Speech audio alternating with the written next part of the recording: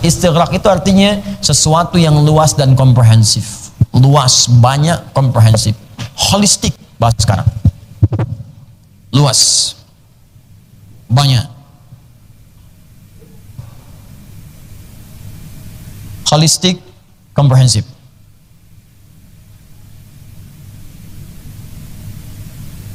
Ini kalau kalimat menggunakan alnya berfungsi istighraq, itu tandanya maknanya segala, semua, diartikan semua, segala.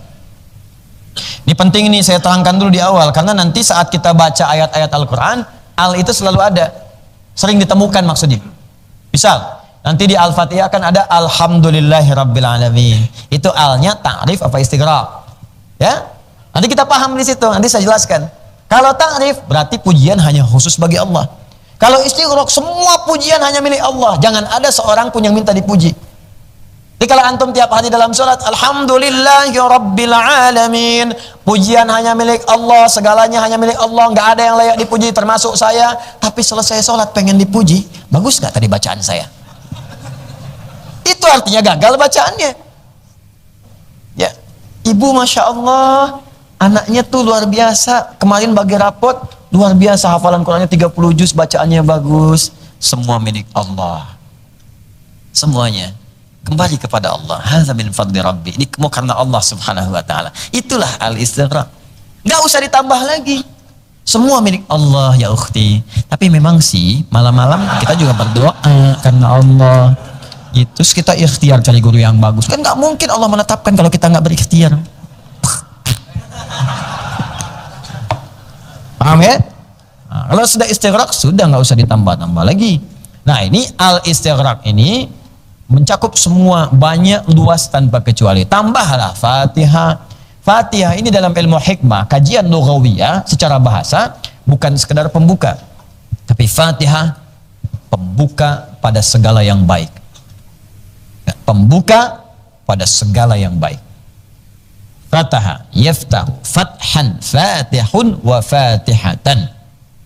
Fataha yaftahu fathan, asalnya membuka segala yang baik. Makanya orang Islam kemanapun, kalau dia di tempat manapun, dia membawa fatah. Islam datang ke Mekah, Fathu Makkah. Datang ke Andalusia, ke Spanyol, Fathul Andalus. Pernah dengar ada di sejarah Fathu Makkah? Coba lihat, kemanapun orang Islam datang, nggak pernah dikenal dengan ekspansi. Nggak ada penjajahan orang Islam di negeri Spanyol. Nggak ada. Buka sejarah, silahkan cek. Nggak pernah ada bahasa penjajahan umat Islam di Spanyol. Nggak ada. Penjajahan umat Islam di Sisilia. Nggak ada. Penjajahan umat Islam di Nusantara. Demi Allah saya katakan, cek buku sejarah. Ada nggak misalnya orang Arab datang ke Nusantara menjajah Indonesia? Nggak ada. Cek silahkan, jujur kita. Jujur dengan sejarah kita. Tunjukkan kenapa Anda membenci, kenapa Anda nggak suka. Justru saham terbesar untuk merdeka itu orang Islam, ulama-ulama, orang-orang baik. Pernah nggak ada datang orang Arab menjajah ke sini? Datang orang Islam menjajah ke sini? Nggak ada. Di setiap orang Islam, bukan hanya Arab, ada Amerika kah, Indonesia kah, Asia kah, ya Eropa kah, Afrika kah, sepanjang dia Muslim, kemanapun dia, kalimatnya fathun. Fathun itu membuka segala jenis kebaikan. Jadi kalau orang Islam itu beraktivitas dimanapun, harus membuka segala yang baik-baik. Anda kerja di kantor, Anda orang Islam, bukalah nilai kebaikan di situ. Kalau ada jujur, Anda yang paling jujur di situ. Tunjukkan Islam itu menghadirkan kenyamanan. Islam membuka segala kemuliaan. Kalau Anda masuk ke tempat yang banyak sesuatu yang kasar, Anda sabar, lembut di situ. Tunjukkan Anda membuka kebaikan. Makanya muncul istilah Fathu Makkah. Dibuka Makkah, ketika dibuka yang baik-baik muncul di situ semua. Fathul Andalus, di Andalus tuh gelisah. Spanyol dulu tuh jauh lah, jauh dari peradaban, gelisah, krisis ekonomi macam-macam, rakyatnya sengsara. Sampai datang utusan kepada Tariq bin Ziyad, kepada Musa bin Nusair.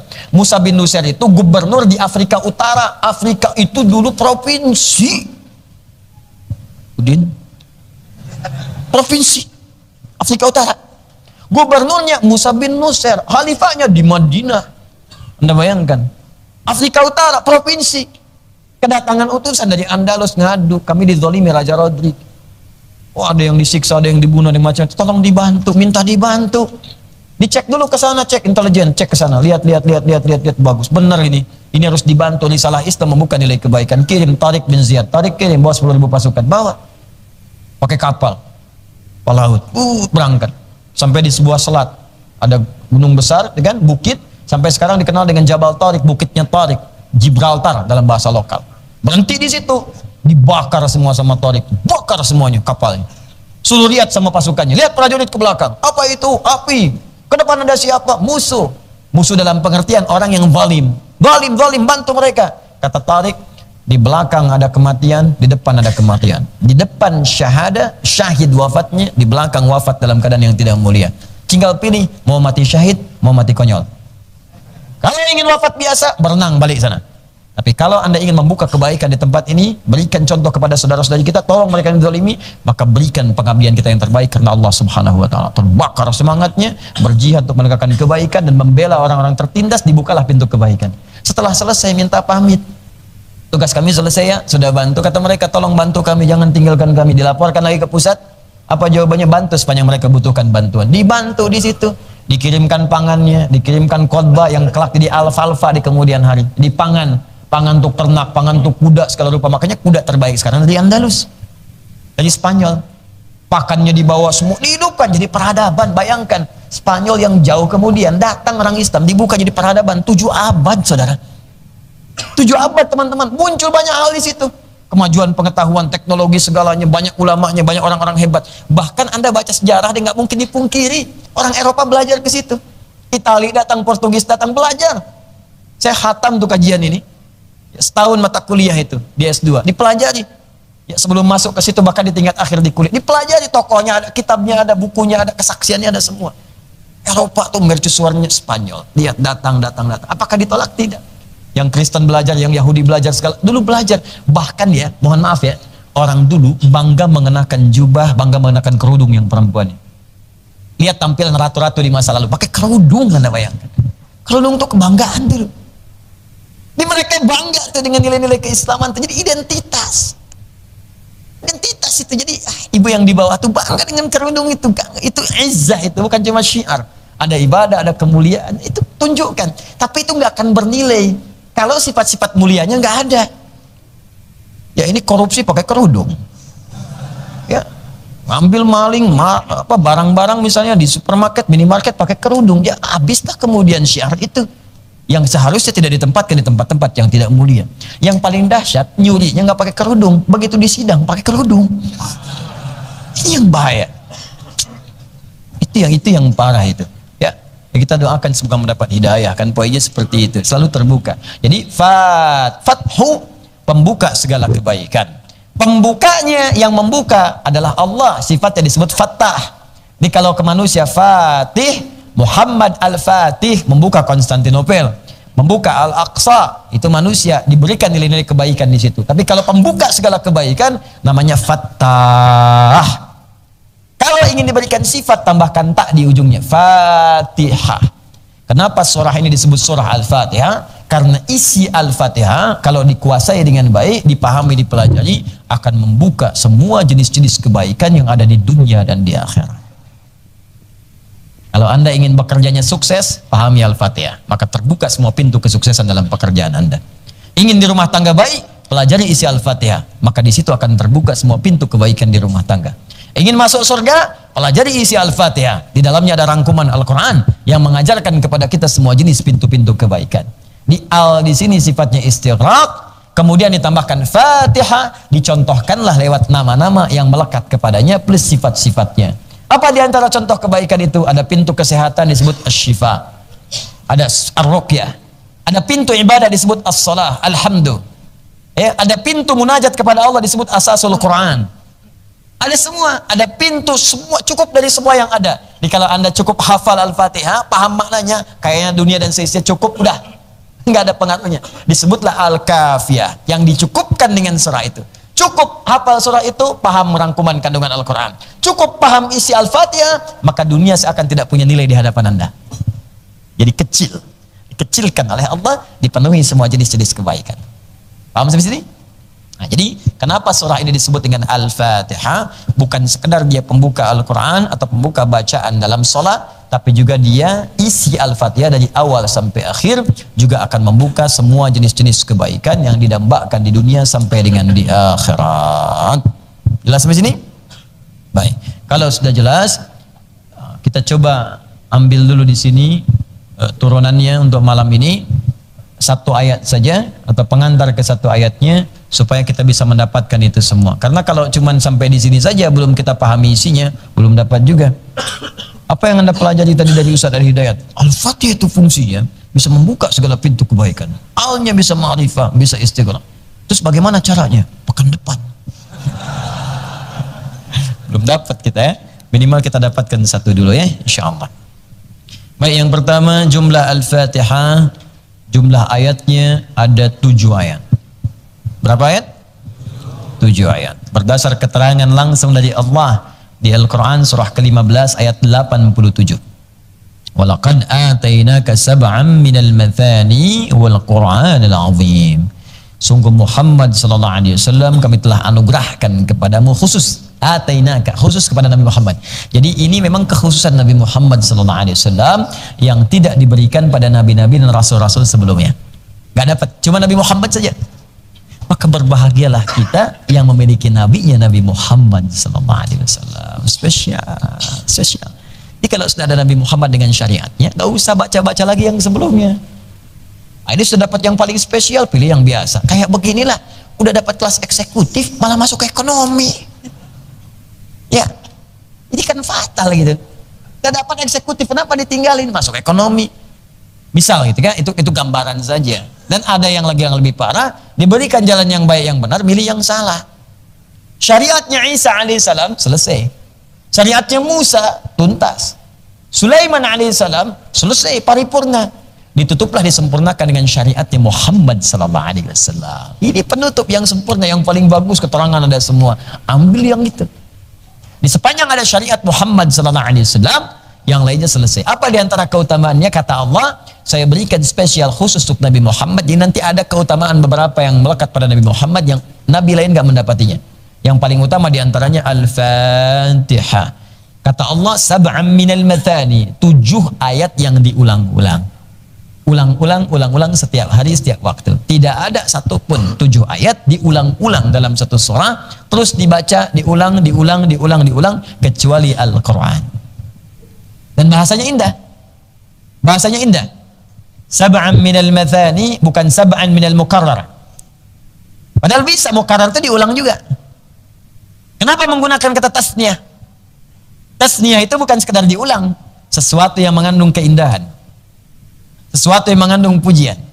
Dan sesuatu yang terus diungkapkan tanpa bosan kita kemudian menyampaikannya. Itulah mathani. Wah, jeli benar bahasa Quran itu, diksinya tepat.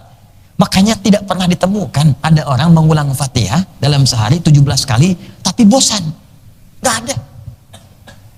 Pernah nggak ada dapat pengaduan misalnya? Bahkan dari anak kecil sekalipun, mami, papi, papa, mimi. Misalnya kan datang, aduh aku pusing.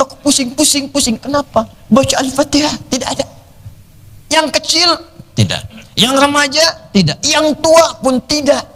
Coba Anda bayangkan, kalau orang sudah tua misalnya, sepuh taruhlah, dari mulai balighnya, misal balik 10 tahun, usia sudah 70 tahun, muslim dia, berarti 60 tahun. Setiap hari baca Al-Fatihah, 365 hari, seharinya 17 kali, kalikan.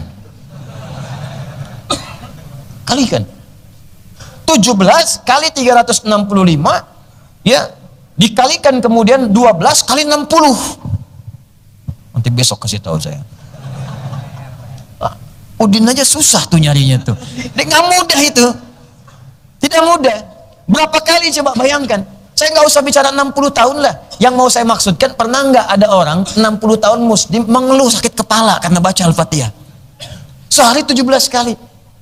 Kalau ini bukan firman Allah, mustahil. Dengan cara apa lagi membuktikan kepada manusia bahwa Islam agama yang hak.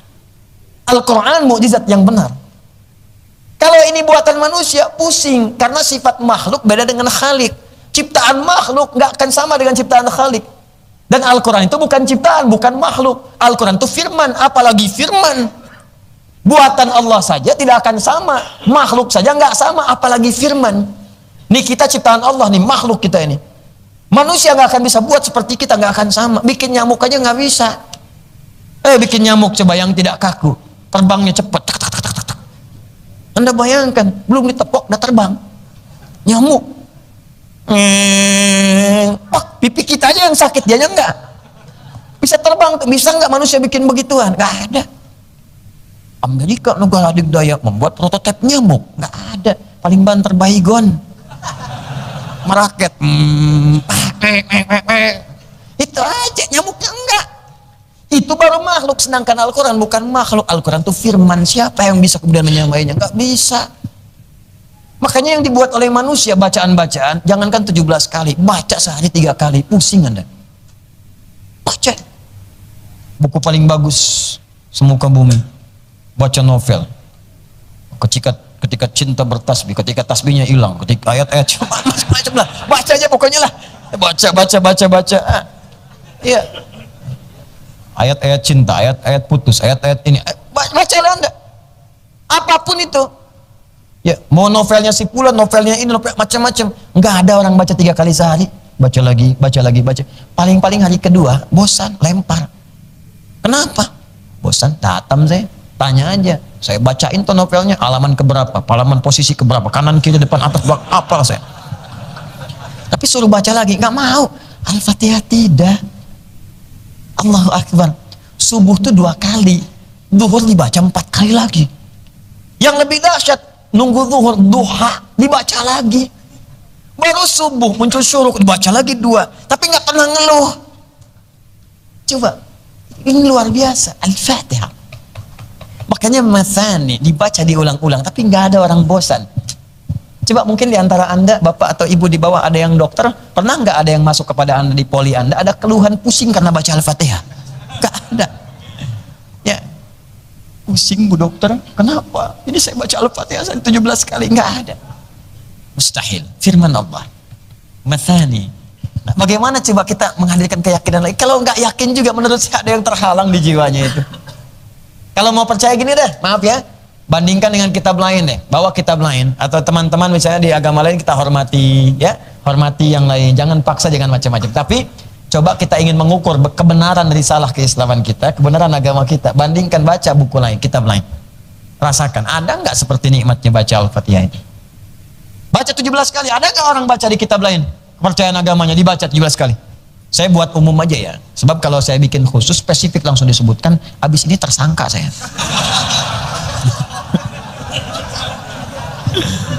Ya, kita husnudzon yang baik-baik ya. Jadi kita umum saja bikin ya, bikin umum, tapi untuk perbandingan bikin ya. Jadi spesifik, baca. Nggak ada. Yang kedua, ingat ya. Karena sifat-sifat itu melekat pada firman Allah Subhanahu wa taala. Dan sifatnya risalah dan sifatnya petunjuk, akan ada musuh namanya setan. Setan. Jadi kalau kalimatnya langsung petunjuk dari Allah, setan akan bergerak. Kalau bukan dari Allah, setannya nggak gerak. Makanya Al-Fatihah itu nggak ada orang bosan baca Al-Fatihah. Baca Al-Quran nggak ada orang bosan. Tapi ketika dibaca ngantuk. Silahkan cek, cuman Al-Quran nggak pernah bosan. Tapi kalau dibaca ngantuk. Silahkan cek.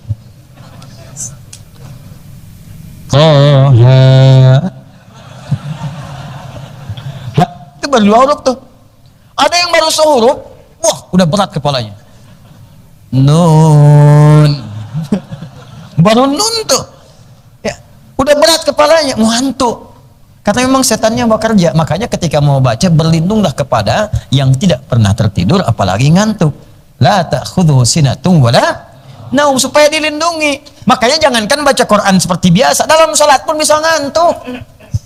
Silakan cek dalam sholat, bisa ngantuk.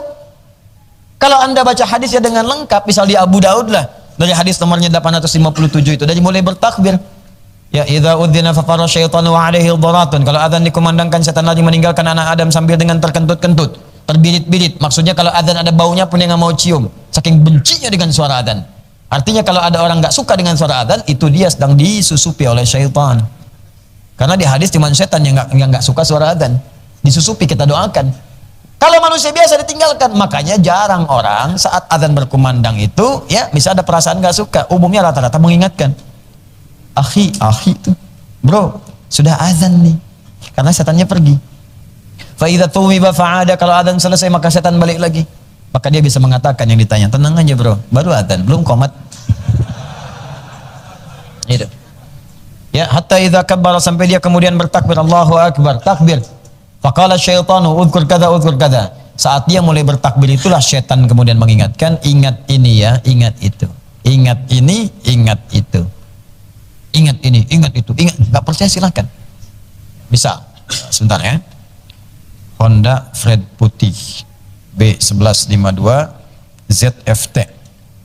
Ya, mohon dipindahkan parkirnya. Mungkin bukan parkirnya, mobilnya yang dipindahkan.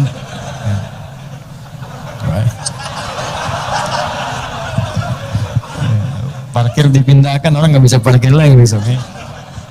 Ya, Honda Fred putih ya, teman-teman yang diamanahi oleh Allah.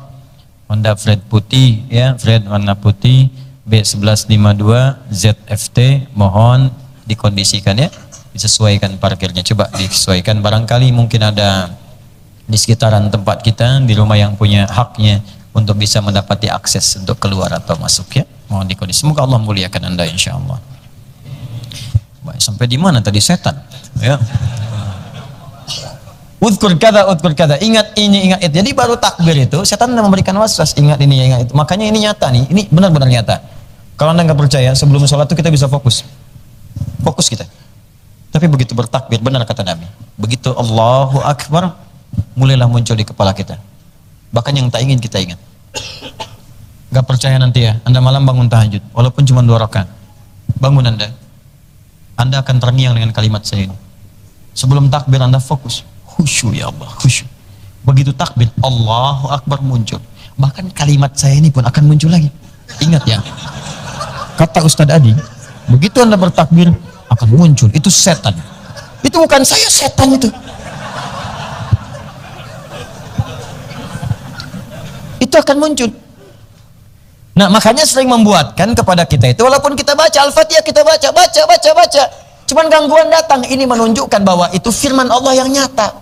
Kalau bukan firman, nggak akan diganggu. Konser musik gak ada gangguan. Silahkan cek. Nggak tahu pokoknya apalah. Ya, yang nyanyi, yang geleng, gak ada gangguan. Setannya ikut geleng-geleng, menitiup dalfa. Beres. Beda gangguan, lancar biasa aja gitu. Katanya memang setannya nggak butuh ganggu lagi.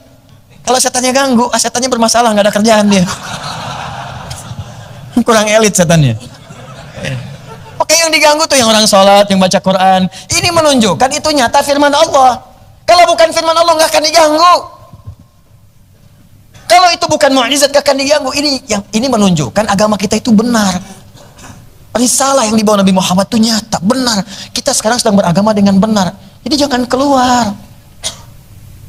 Tapi karena cinta, meninggal habis tuh cinta. Habis. Yang kita cintai yang hak. Lillah. Qul in kuntum tuhibbunallaha fattabi'uni. Kalau kalian serius mencintai Allah, ikuti Nabi. Itu hak. Makanya sab'an minal mathani. Ya, maka Allah turunkan 7 ayat, diulang-ulang. Itu Al-Fatihah. Al-Fatihah tidak membuat bosan, tapi sering menghadirkan musuh untuk menghambat kita membaca dengan benar. Sebab setan itu berkepentingan. Kalau kita nggak benar baca Al-Fatihah, maka fungsi yang 10 ini hilang. Asy-Syafi, Al-Kafi, Ar-Ruqyah hilang. Kalau kita nggak benar bacanya, nggak dapat kita ini. Fungsi pengabulan doa, fungsi kesembuhan, fungsi ruqyah hilang. Di setan punya kepentingan. Sebelum baca Al-Fatihah bikin gak fokus, kalau bisa salah bacaannya. Kalau bisa salah, kan tiba-tiba baru takbir langsung amin. Allahu Akbar. Ya. Pikiran kemana-mana, amin. Ada yang baru takbir baca surat, ada yang begitu. Pernah kejadian. Allahu Akbar, baca Alif Lam Mim, Al-Fatihah kata makmumnya tuh. Ada. Karena memang setan nggak suka dengan ini. Kalau kita benar bacanya, udah putus asa deh setan, bunuh dia. Selesai. Sudah beres. Paham ya? Maka ini bagian pertama. Ketika kita kemudian akan membaca Al-Fatihah 7 kali diulang-ulang, itu 7 ayat ya. Di Al-Fatihah itu ada 7 ayat, 25 kalimat, dan 113 huruf. Al-Fatihah 7 ayat, 25 kalimat, dan 113 huruf. Kalau mau dihitung silakan aja. Ya, itu. Supaya lebih cepat. Nanti di sini dibaca nih, ya, baca di paragraf yang terakhir atau saya bacakan. Saya menghafal ini ya, coba pelan-pelan, cuma kadang-kadang orang nggak percaya gitu ya. Makanya kita bawa kitab untuk bacakan lagi. Qalu, dan mereka para ulama berkata, wa kalimatuha, dan kalimat-kalimat di Al-Fatihah itu khamsun wa ishruna kalimatan, ada 25 kalimat. Wa hurufuha, sedangkan jumlah hurufnya mi'atun wa thalathatu asyara harfan, ada 113 huruf. Nah, jadi jumlah ayatnya 7 ayat, kalimatnya 25, hurufnya berapa? 113 huruf. Dan memiliki 10 nama menunjuk pada keistimewaannya. Itu yang paling minimal 10 itu. Nah, karena tadi saya katakan Al-Fatihah itu adalah mu'jizat firman Allah, banyak keistimewaan, maka setan tidak akan tinggal diam, mendiamkan kita membacanya dengan nikmat, maka muncullah setan untuk menggoda. Karena itu ulama sepakat berdasarkan isyarat dari Al-Quran surah ke-16 An-Nahl ayat 98, فَإِذَا قَرَأْتَ الْقُرْآنَ فَاسْتَعِذْ بِاللَّهِ مِنَ الشَّيْطَانِ الرَّجِيمِ. Maka jika Anda ingin membaca Al-Quran itu, maka mulailah dengan berlindung kepada Allah dari godaan setan yang terkutuk, supaya kita bisa fokus mendapatkan isinya, diamalkan dalam kehidupan kita. Maka ulama sepakat, baik di dalam sholat ataupun di luar sholat. Kalau di luar sholat, maka sepakat ulama, pertama sunnah hukumnya membaca ta'awudz sebelum baca Al-Fatihah. Ya, a'udzu billahi minasyaitonir rajim, baru Al-Fatihah. Jadi kalau nanti mau baca, misalnya ada orang sakit, kita mau bacakan itu, berdoa pada Allah supaya sembuh. Sebelum baca Al-Fatihah, ta'awudz dulu. Ya, a'udzu billahi minasyaitonir rajim, baru bismillahirrahmanirrahim, alhamdulillahi rabbil alamin, sampai ujungnya. Kalau ingin meruqyah diri sendiri misalnya, saya nggak enak nih, hati gelisah, nggak enak, nggak tentram, pikiran pusing, nggak nyaman karena hal yang tidak kita ketahui, situasi normal tapi hati nggak enak, ingin meruqyah diri sendiri, bacakan Al-Fatihah. Sebelum Al-Fatihah, ta'awudz, a'udzubillahi minasyaitonir rajim, lalu mulai bacakan dengan ikhlas, dengan tenang, niatkan karena Allah. Gini caranya, kalau ingin jadi obat, minta saat baca mohon kesembuhan, bukan dibaca biasa. Sambil baca misalnya, ya bismillahirrahmanirrahim, sambil berharap mohon ya Allah sembuhkan saya, tenangkan jiwa saya. Khususnya ketika masuk pada kalimat iyyaka na'budu wa iyyaka nasta'in. Nanti saat masuk kalimat itu saya bacakan hadis qudsinya. Begitu sampai ke kalimat itu berhenti sejenak. Ya, saya sarankan berhenti sejenak. Iyyaka na'budu wa iyyaka nasta'in, minta sejenak, pelan-pelan. Sehat, minta sehat. Susah, minta mudah. Ada kesulitan, minta dibukakan oleh Allah. Minta, baru teruskan. Ihdinas siratal mustaqim, siratal ladzina an'amta 'alaihim ghairil maghdubi 'alaihim waladdallin. Ya. Amin. Istajib ya Allah, kabulkan. Itu caranya. Nanti kalau sudah selesai, kita ajarkan sama-sama. Saya ajarkan bagaimana menjadi syifa, saya ajarkan bagaimana untuk meruqyah ke dalam diri kita sendiri supaya melahirkan ketenangan. Kadang-kadang nggak mudah dibincangkan. Nggak mudah. Dan bincangnya mudah, mungkin dipraktekannya tidak mudah. Nah, ini bagian pertama. Jadi kalau kita ingin baca, ya apapun dari ayat Al-Quran, karena kaidahnya fa'idha qara'tal Qur'ana fasta'iz billah. Kalau Anda membaca Al-Quran itu, maka awas, berlindung pertama kepada Allah. Ya awas. Di ayat 99-nya, awas. Allah katakan setan itu nggak punya kuasa, nggak punya sultan, nggak bisa. Bagi siapa? Bagi orang yang beriman dan bertawakal kepada Allah. Makanya baca Al-Fatihahnya pakai iman, yakin. Kalau mau sembuh, yakin sembuh. Bilillah, karena Allah akan menyembuhkan. Bukan karena Al-Fatihahnya, Allah pasti sembuhkan. Allah yang berjanji, pasti Allah menepati. Kalau manusia, kau yang berjanji, kau yang mengingkari. Allah tidak. Allah berjanji, Allah menepati.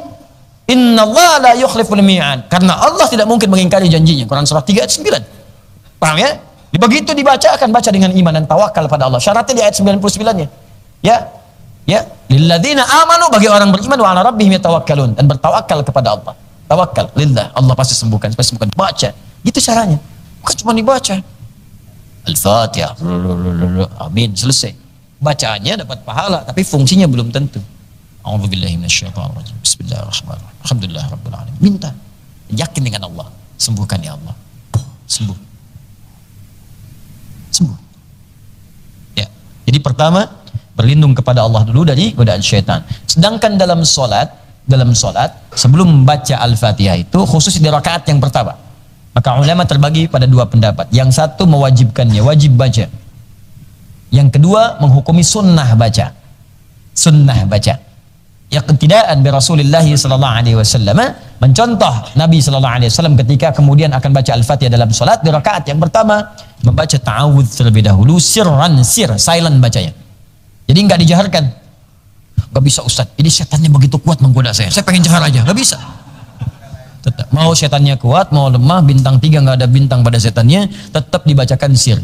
Ya, dia berikan waswas yang lembut, kita turunkan, habiskan waswasnya dengan bacaan ta'awudz. Bismillahirrahmanirrahim. Setelah ta'awudz, jadi sir dulu ta'awudz, baru bacakan bismillah. Ada? Jadi dalam Al-Fatihah rakaat pertama dalam salat itu jangan lupa bacakan ta'awudznya sebelum Al-Fatihahnya. Jelas ya? Baik, sebagian ulama menghukumi sunnah itu artinya kalau dibacakan mendapat pahala. Sebagian menghukumi wajib karena iqtidaan bi sunnatin Nabi. Nabi memberikan contoh sunnah. Ya, sedangkan Nabi itu diikuti sifatnya, maka baca ta'awudznya baru Al-Fatihahnya. Kalau wajib berarti kalau nggak dibaca batal kita salatnya. Kalau wajib. Tapi kalau sunnah tidak membatalkan, tetap sah salatnya karena rukunnya kemudian dimulai dari Al-Fatihahnya. Jelas ya? Rukun bacaan. Ya, takbiratul ihram rukun. Bacaan pertamanya setelah itu Al-Fatihah jadi rukun, iftitah bukan rukun. Ya, Al-Fatihah rukun, dimulai dari basmalah. Tentu yang kuat itu tentunya yang menghukumi sunnahnya. Tapi ta'awudz pun penting dibaca untuk menghadirkan kekhusyuan dan iqtida bi qiraatin Nabi sallallahu alaihi wasallam. Ya, sebagai contoh kita untuk mengikuti bacaan Nabi sallallahu alaihi wasallam. Jelas ya? Jangan lupa bagi imam juga makmum. Ingat, bagi imam juga makmum. Sebelum baca Al-Fatihah, baca dulu ta'awudz, a'udzubillahi minasyaitonir rajim. Dan Nabi itu terbiasa mempraktekkan isi itu. Bukan cuma di salat.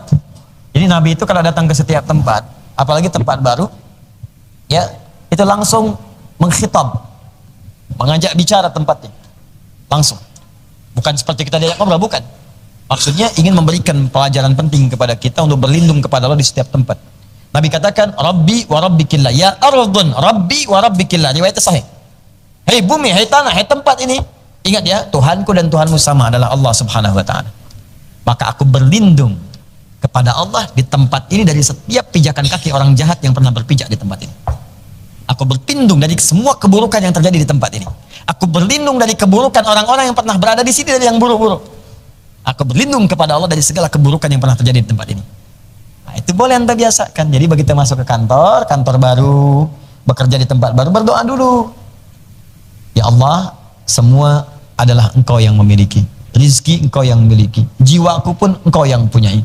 Maka aku berlindung kepadamu ya Allah dari semua keburukan yang terjadi di kantor ini. Aku berlindung kepadamu ya Allah dari orang-orang buruk yang mungkin berada di kantor ini. Aku berlindung kepadamu ya Allah dari transaksi-transaksi buruk yang haram yang terjadi di tempat ini. Allah mohon jaga saya ya Rabb. Jangan biarkan ada satupun bara neraka hadir dalam jiwa saya sebelum menghadap kepadamu. Jauhkan dari keburukan yang ada di tempat ini. Maka Anda akan dijaga. Pernah nggak seperti itu saat masuk kantor? Nah, coba diperbaiki. Jadi kan setiap tempat itu sunnah loh. Masuk, mau pindah rumah ke tempat lu, doa dulu. Masuk kampus, doa dulu. Ya Allah, aku berlindung dari semua keburukan yang ada di sini. Ini nggak akan dijaili, nggak ada uang SPP diatur-atur, ya, nggak ada kemudian uang SKS jadi nambah, ya. Awas hati-hati. Nggak akan terjadi misalnya mahasiswa masuk ke warung Darmaji, dahar 5 ngaku hiji. Makannya 5, kan ngakunya 1, dan seterusnya. Ini semuanya tuh indah. Jadi ilmunya berkah, enak semuanya. Ini kan kelihatan sederhana kan? Berlindung tuh di setiap tempat. Jenis setan tuh banyak. Yang populer 9. Setan rumah, ada setan pasar, mall. Setan jangan dikira di tempat wudhu nggak ada setan. Ada. Walhan namanya. Hati-hati yang namanya sama. Akhi, saya Yusuf. Kamu siapa? Walhan. Astagfirullah. Setan wudhu tuh. Itu yang bikin kita was-was. Habis wudhu tuh suka nanya, "Nih udah wudhu belum ya? Batal nggak ya?" Itu walhan namanya. Nggak pakai oh si walhan. Bukan.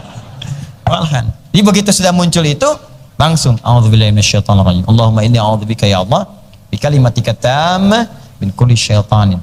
Ya. dari setiap godaan setan. Walhan ya Allah, jauhkan saya dari godaan setan. Terus wudu, kalau sudah yakin sudah jauhkan dari yang ragu. Banyak setan penunggu masjid ada, setan pengganggu orang sholat ada, khinzib pengganggu orang sholat, gangguin orang sholat tuh dari mulai takbir tadi yang disebutkan Nabi, khinzib tuh. Hatta la yash'urul musalli kam raka'atan yusalli, sampai orang sholat ada yang nggak sadar berapa rakaat sedang menunaikan sholatnya, ada.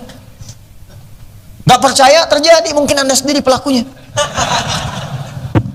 Ada yang kena begitu sedang sholat nggak sadar, ini berapa rakaatnya. Bayangkan subuh yang cuma 2 bisa 3, bisa 3. Begitu itu khinzib tuh. Kalau di masjid nambah, bukan cuma godain orang sholat. Yang pertama digoda DKM masjid. Hati-hati ketua DKM tuh. DKM. Sebab kalau jamaahnya digoda, hilang satu datang yang lain. Bisa jadi hilang satu tumbuh 1000, bisa jadi. Tapi kalau DKM yang digoda pecah di dalamnya, masjidnya pecah, semua orang malas datang. Ngapain ke sana? DKM aja ribut. Gak nyaman, gak nyaman tuh. Padahal semua tersedia dengan baik. Datang ada, snacknya ada, bukaan bagus, tempat nyaman, mau nginep juga bisa. Ya, toiletnya bagus, wudunya enak. Datang dikasih snack, ustaz datang sendiri, nerangin sendiri, nulis sendiri, ngapus sendiri. Ya, semua ada. Tapi karena yang mengelolanya itu kemudian tidak baik atau terpecah belah, orang malas sudahlah gitu. Dan tersebarlah keburukan-keburukan itu, satu bicara yang lain, gak usah datang ke situ tuh, saya jangan nyaman di situ, banyak semuanya nyebar. Itu khinzib namanya. Setan rumah, dasim, ada. Berlindung, masuk rumah tuh berlindung, jangan dikira nggak ada setan. Dan yang paling bahaya di hadisnya, ketika anda masuk ke situ tidak berlindung kepada Allah, maka setan satu berkata pada yang lain.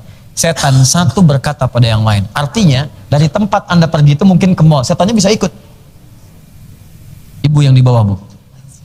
Ya Ustaz, hati-hati. Ibu pergi ke mall, jangan dikira pulang ke rumah nggak ikut setan. Bisa ikut, Bu. Kalau nggak berlindung kepada Allah, ngikut sampai rumah. Itu yang membuat ibu sering kepikiran. Sampai sebelum tidur masih diungkit depan suami. Papa, tahu nggak tadi mama? Waktu sama ibu-ibu itu Pak ya, jalan ke situ tasnya bagus banget Pak. Cuman nggak sempat beli. Mama, tas itu tidak penting. Yang penting apa yang mama miliki sekarang bisa membawa kita ke surga. Catat.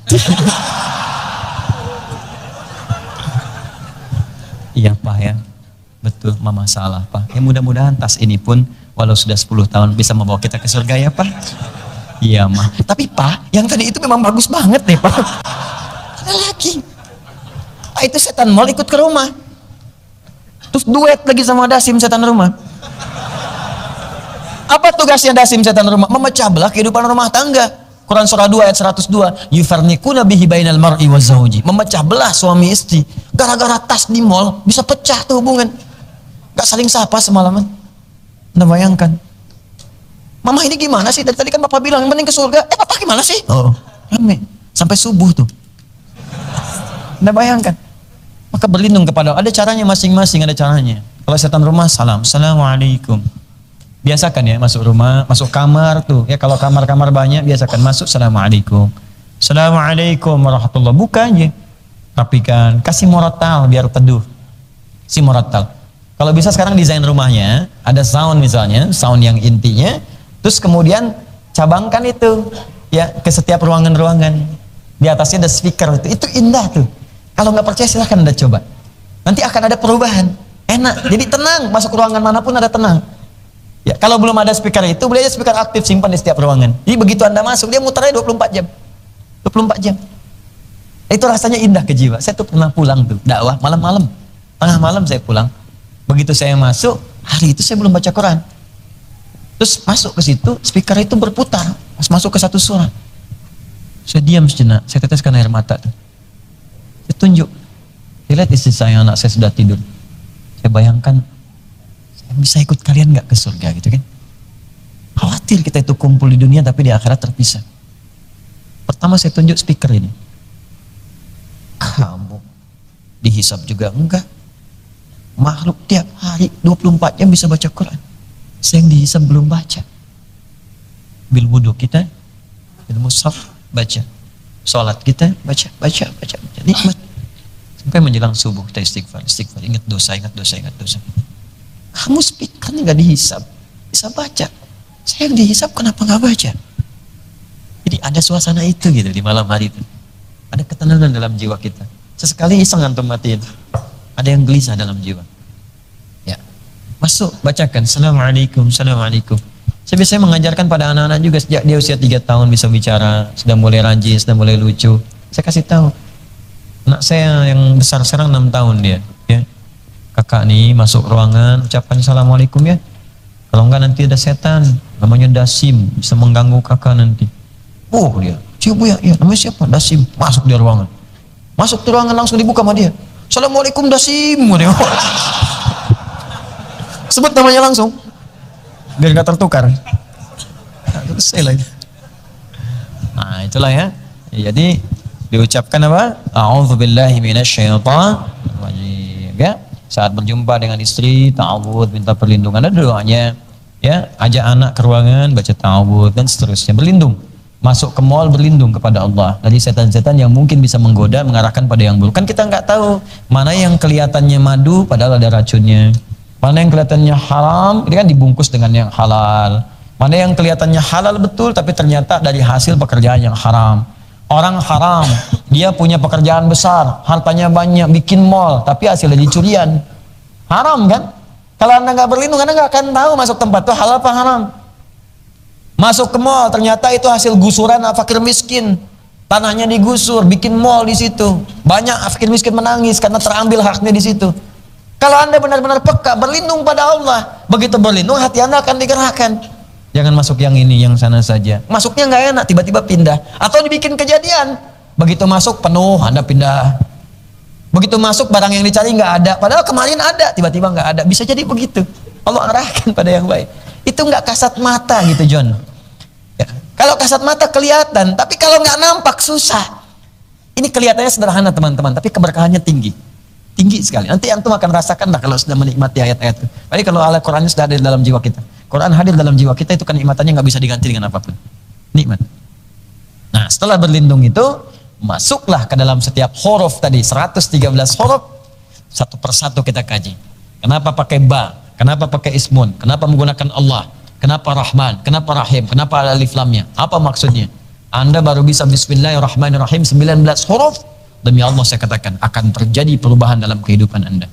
Sekarang pertanyaannya, di huruf pertama dalam kalimat Bismillahirrahmanirrahim, apakah makna dibalik ayat pertama ini, khususnya huruf ba yang terletak pada kalimat Bismillahirrahmanirrahim? Itulah yang akan kita bahas di pertemuan berikutnya di pekan depan, ya, insya Allah. Itu isinya nanti pekan depan kita bahas. Minimal kita sudah dapatkan dulu, jangan banyak-banyak, kita praktekkan dulu. Mau wudu, ta'awudz dulu.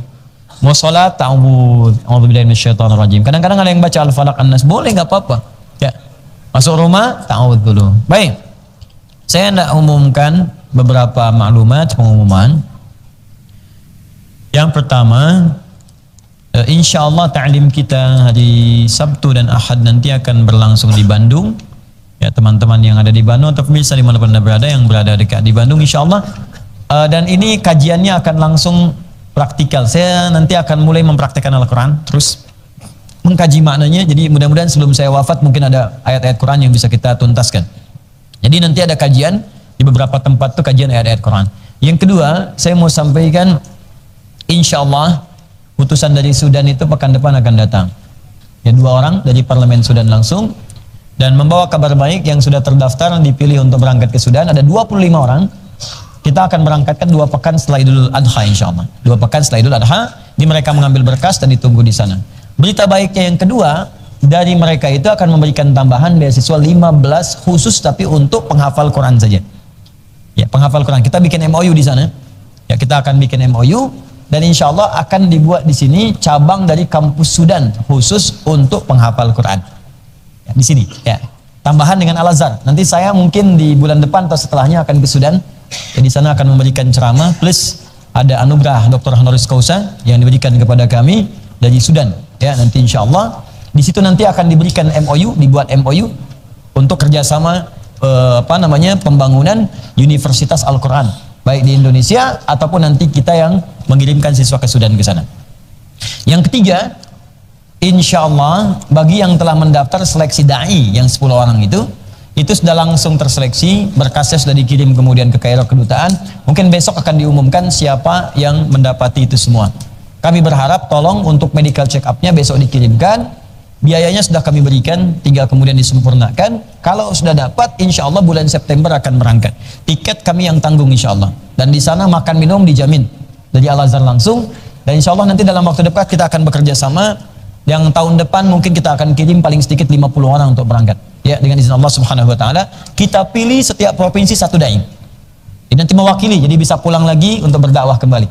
Ya, dan lakukan lillahi ta'ala.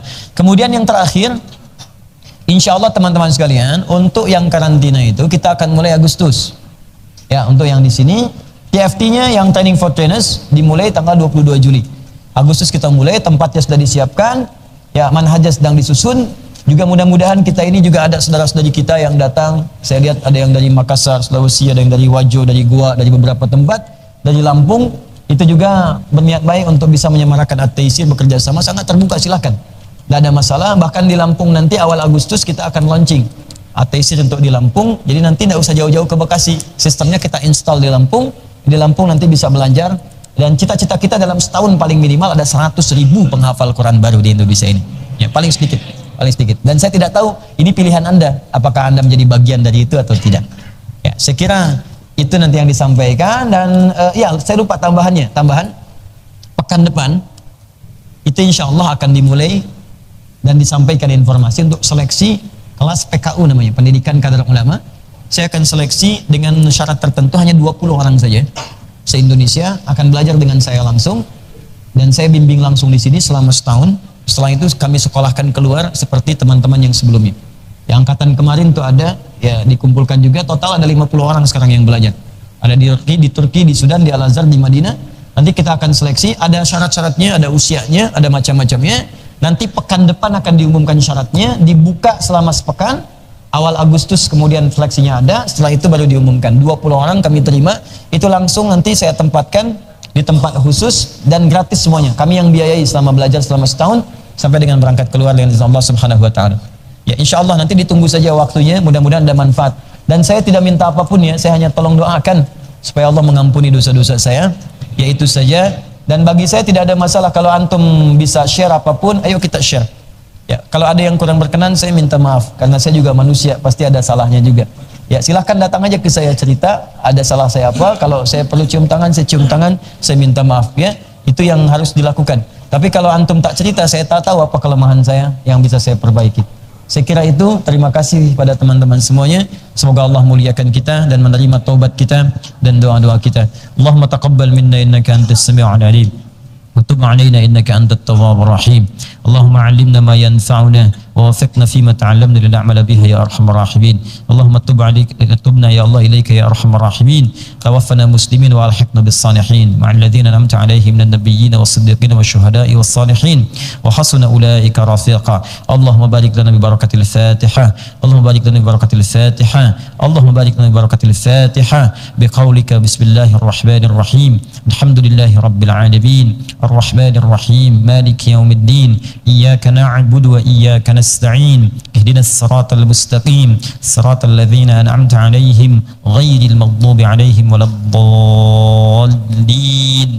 اللهم ربنا آتنا في الدنيا حسنة في الآخرة حسنة وقنا عذاب النار بفضلك سبحان ربك رب العزة عما يصفون وسلام على المرسلين وآخر دعوانا أن الحمد لله رب العالمين. سبحانك اللهم وبحمدك أشهد أن لا إله إلا أنت أستغفرك وأتوب إليك. السلام عليكم ورحمة الله وبركاته.